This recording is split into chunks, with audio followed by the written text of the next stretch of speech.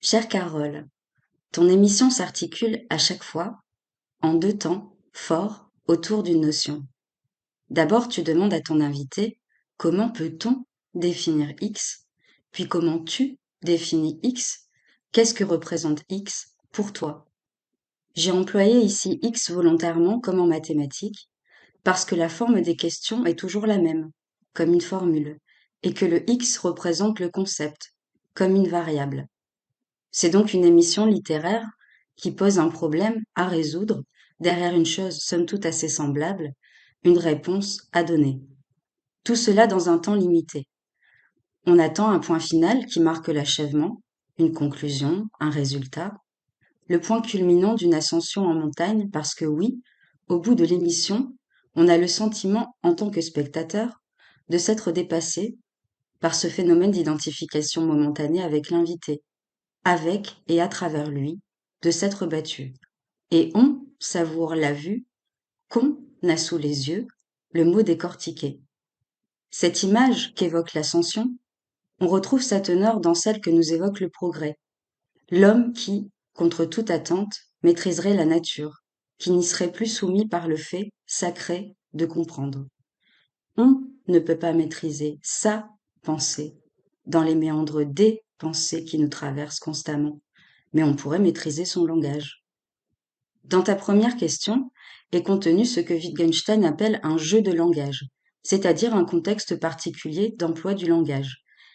Et dans cette idée de jeu, il y a celle de règles, tacite ici, la principale étant de commencer par faire la liste des critères d'emploi du mot ou de l'expression qui nous occupe dans l'émission.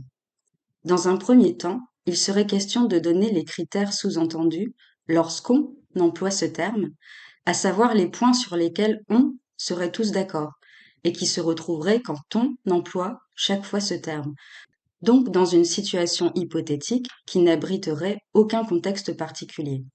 Évidemment, le temps imparti et la lucidité nous portent à croire que la liste donnée n'est pas exhaustive, mais la recherche d'une réponse, entre guillemets, satisfaisante pour tous, est tout de même lancée. Puisque le thème qui nous occupe aujourd'hui est l'arc-en-ciel, que j'ai accepté de jouer au jeu de ton émission, malgré les réticences que j'ai en ayant pour domaine de recherche le langage ordinaire et pour formation l'étude de la philosophie, je voudrais donc rappeler un point que tu as évoqué la semaine dernière dans ta minute littéraire du jeudi, qu'il s'agit d'un phénomène météorologique, se produisant parfois lors de la fin d'un orage et marquant celle-ci, qu'il est le premier signe de la fin du tumulte et que son apparition se fait dans un ciel encore marqué par celui qui vient tout juste de passer. C'est un phénomène passager et très éphémère. Troisième point, info ou intox, mais là je réponds déjà peut-être à ta deuxième question puisque je n'ai volontairement pas vérifié la chose, tant cette idée me plaît. Le fait de voir l'arc-en-ciel dépend de l'endroit où l'on se trouve. Une personne dans la même zone, un peu plus loin, pouvant très bien ne pas voir cette apparition qui paraît irréelle, comme un dessin enfantin au sein d'une toile classique. Venons-en maintenant à la façon dont ce phénomène météorologique illustre un autre phénomène, se produisant cette fois en soi, mais décrivant bien une même chose dans une existence, le calme après la tempête.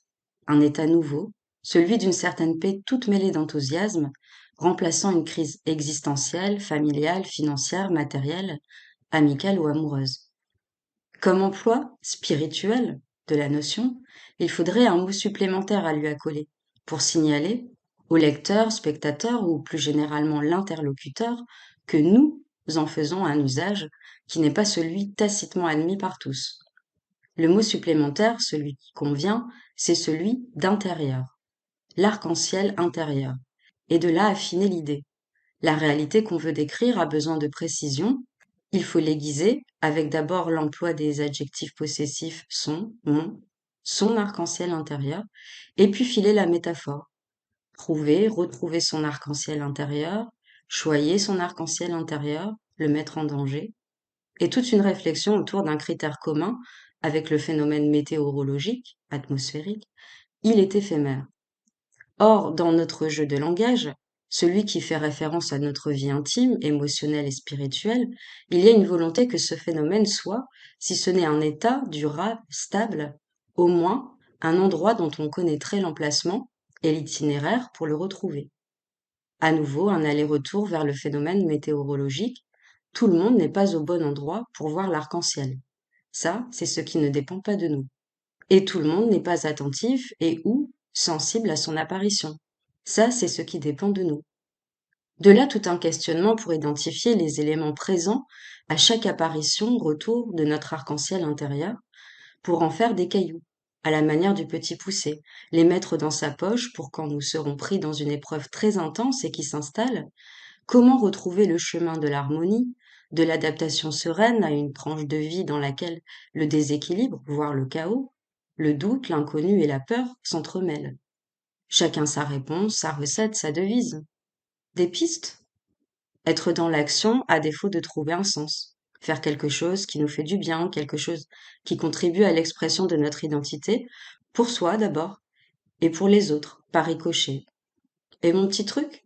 La vue, la présence d'objets dans mon lieu de vie ou dans mon sac, ma valise, qui me rappellent à l'enfance ou à telle ou telle période de bonheur, tel instant de joie, une personne aimée. Mon actualité? La sortie de Lille, recueil de poèmes sous forme d'abécédaire le mois dernier, en vente sur lulu.com. La sortie d'un clip d'animation réalisé avec mon ami Laurent Vermersch, lundi 15 janvier 2024, le jour du Blue Monday, à l'occasion du lancement d'une nouvelle chaîne YouTube, J'ai Poème à tout. Pour le reste, je ne dirai rien car j'ai remarqué que parler d'un projet naissant ou qui n'a pas encore été mené à terme m'en dépossédait, que l'idée partagée perdait de sa saveur. Pour dire les choses plus simplement, si je parle d'un projet, je me retrouve dans une situation de compte à rendre. Je m'expose à la possibilité que l'autre me rappelle à la notion de temps, me condamne à évaluer le terme de mon aventure, me rappelle à l'ordre, à la nécessité de se fixer un délai. Mon enthousiasme s'en trouve ainsi entamé, et le bien que l'investissement dans ce projet me procurait se réduit comme peau de chagrin. PS. J'espère que votre arc-en-ciel se porte bien. PS2. Si oui, n'oubliez pas d'en prendre soin.